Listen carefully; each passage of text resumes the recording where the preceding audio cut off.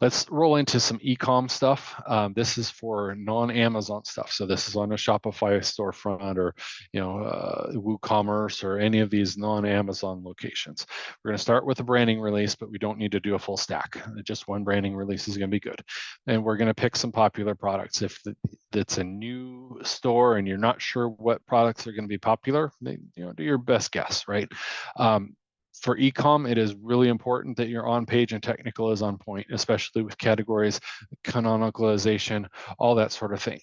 It is really easy for, link equity, if you will, link juice to get lost in ecom sites because there's so much cross-linking that goes on. It can turn into a big pile of spaghetti. So you really need to make sure that your on-page and technical and internal linking is all on point here. So definitely make sure that you do some effort there to really focus there. Stacks are really effective still. They're not quite as necessary, but they still work pretty well. You can use a single product. You can use a set of similar products, and that should say an entire category of products. I'm not sure why I forgot to write that. But do be careful. Obviously, we can't write about sales and discounts and coupon codes and that sort of thing. So you have to be careful to talk more about the product and the features and stuff like that, as opposed to, hey, we're having a 50% off sale.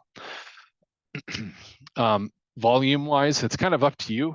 We do recommend 2 a month per store, but this is a place, unlike local, where you don't get any real benefits out of going up past 6 or so a month. For ecom, you can actually get some solid benefit by going, the sky's the limit, essentially, as long as you're not going over more than 2 a month on any given product, right? So if you've got 10 great products, you could easily send out 10 press releases a month and one press release per product, right? Something along those lines. So you can scale this up if you really wanted to focus on a lot of different products. Obviously, if it's a smaller store, then stick with a 2 a month, but don't be shy about using more when it comes to ecom. For best overall results, make sure you include a product-specific video in each press release.